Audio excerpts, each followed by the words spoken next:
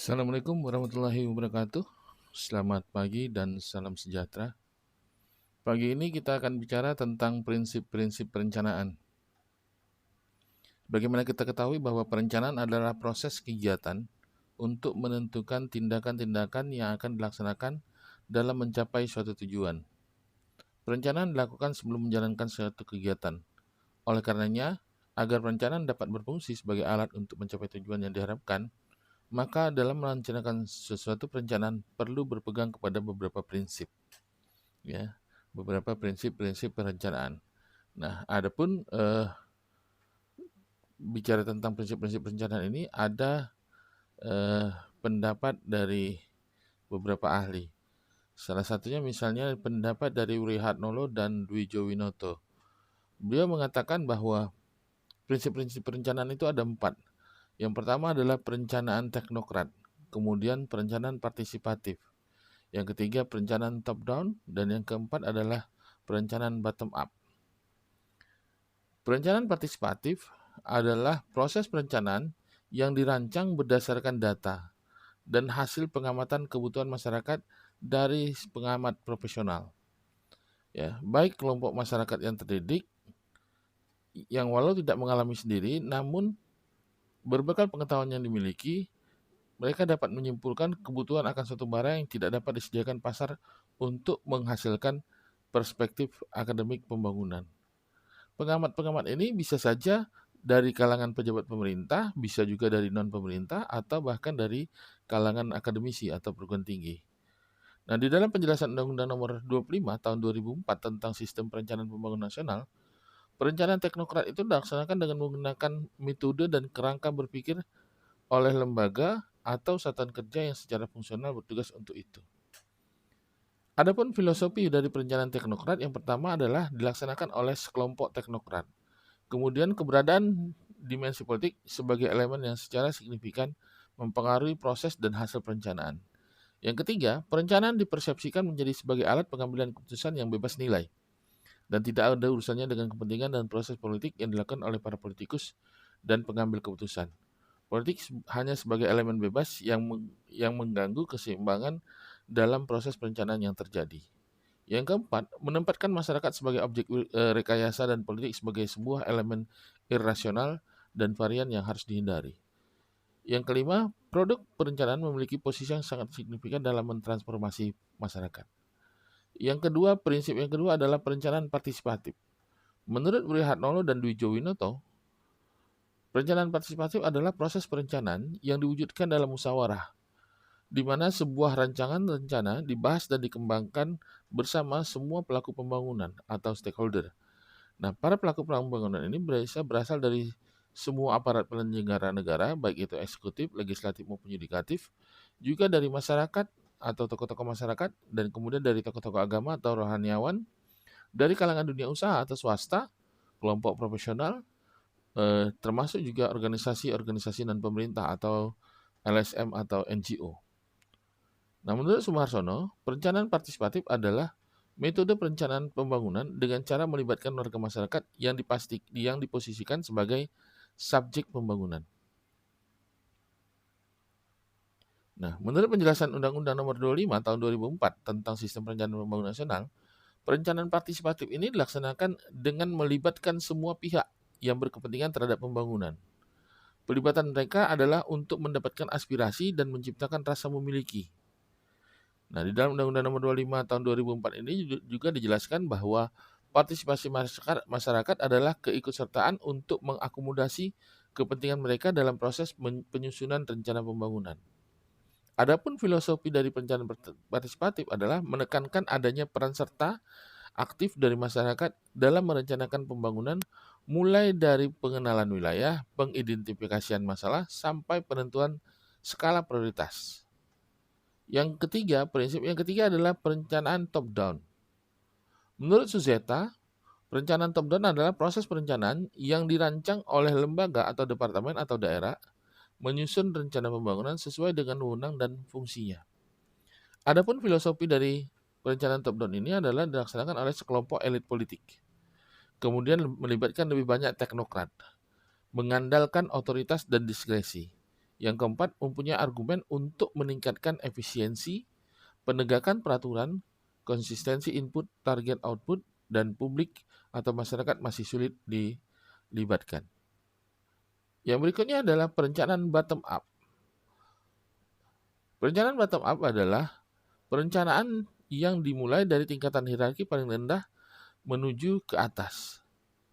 Ya, di dalam penjelasan Undang-Undang Nomor 25 Tahun 2004, pendekatan atas bawah top down dan bottom up atau bawah atas dalam perencanaan dilaksanakan menurut jenjang pemerintahan. Rencana hasil proses diselaraskan melalui musyawarah yang dilaksanakan di tingkat nasional, provinsi, kabupaten, kota, kecamatan, dan desa.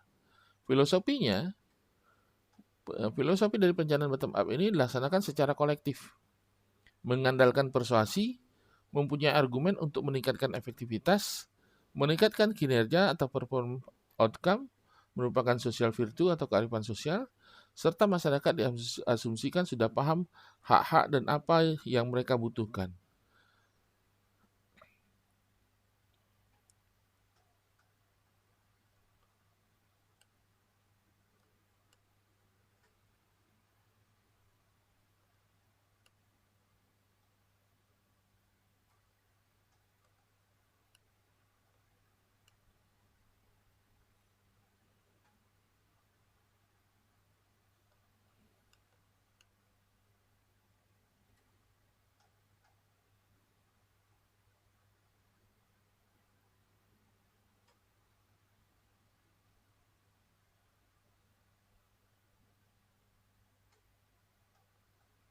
Menurut AB, dalam Oval Hanif, secara umum prinsip perencanaan adalah apa yang akan dilakukan yang merupakan jawaban dari visi dan misi, kemudian bagaimana mencapai hal tersebut, siapa yang akan melakukan, lokasi aktivitasnya di mana, kapan akan dilakukan dan berapa lama, kemudian sumber daya yang dibutuhkan.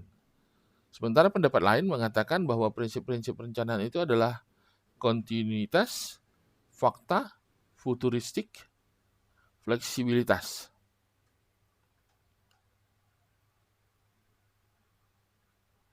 Realistis dan serta realistis.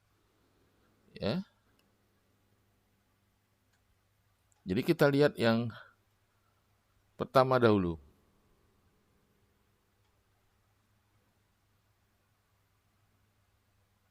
Ya, kontinuitas. Ya, jadi kondisi lingkungan itu kan selalu berkembang, baik kemajuan teknologi, ekonomi, sosial ataupun politik.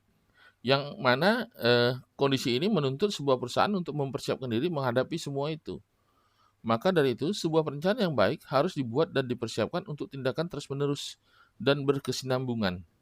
Dan perlu pemikiran peningkatan dan perbaikan di masa yang akan datang. Hal ini hanya bisa terwujud melalui perencanaan yang berdasarkan evaluasi dan adaptasi terhadap segala perubahan yang terjadi.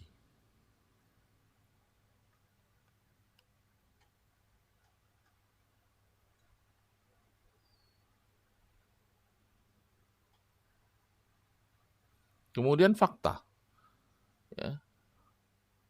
Yang mana fakta ini berdasarkan fakta hari ini dan perkiraan situasi di masa yang akan datang. Perencanaan tanpa didukung dengan fakta atau data yang sesuai dengan kebutuhan tidak akan mampu memberikan hasil yang terbaik atau akan sia-sia. Dengan kata lain, perencanaan yang disusun hanya bersifat khayalan belaka dan dalam pelaksanaannya akan mengalami kesulitan. Oleh karena itu, perlu data-data pendukung guna membuat suatu perencanaan sehingga rencana bisa dilakukan dengan baik. Kemudian prinsip yang berikutnya adalah futuristik. Perencanaan selalu berkaitan dengan masa depan. Perencanaan juga harus memperhatikan berbagai sumber, informasi seputar kinerja perusahaan pada masa lalu dan sekarang, serta prediksi peristiwa yang akan mungkin menerpa perusahaan pada masa mendatang. Baik berbagai kesempatan untuk mencapai target perusahaan maupun berbagai tantangan yang bisa menghalangi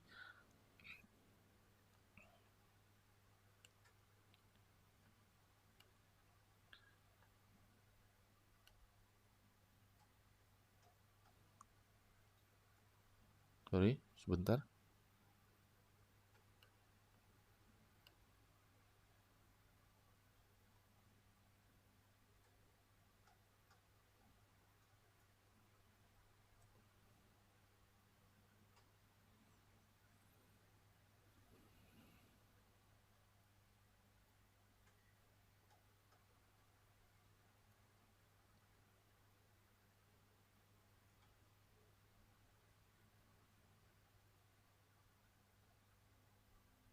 yang bisa menghalangi terwujudnya target perusahaan. Kemudian yang berikutnya adalah fleksibilitas. Fleksibilitas artinya perusahaan mudah diakomodasikan dengan berbagai kondisi yang baru dan perubahan-perubahan masa depan yang belum diketahui waktu memulai perencanaan. Perencanaan dibuat bukan untuk waktu yang relatif singkat, tetapi diproyeksikan untuk waktu tertentu, misal 1 tahun, 2 tahun. Maka dalam membuat perencanaan perlu dipikirkan agar memungkinkan untuk melakukan penyempurnaan dan pengembangan. Hal ini dilakukan untuk dapat mengantisipasi situasi yang berkembang di dalam masyarakat pada masa yang akan datang, karena antisipasi ke depan seringkali tidak dapat dipastikan. Kemudian yang terakhir adalah realistis. Perencanaan yang ada harus bersifat realistis dalam mencapai target yang ditentukan dengan mempertimbangkan berbagai sarana pendukung yang ada. Artinya, perencanaan itu harus disesuaikan dengan kondisi perusahaan, baik kondisi finansial maupun SDM dan berbagai kondisi internal lainnya. Perencanaan yang bersifat tidak realistis akan kontraproduktif ketika para staf tidak mampu menjalankannya. Konsekuensinya, karyawan akan hilang kepercayaan diri atau tidak percaya kepada kemampuan manajer pemimpinan. Nah, itulah materi kita hari ini. Terima kasih atas perhatian saudara. Saya akhiri dengan ucapan Assalamualaikum warahmatullahi wabarakatuh.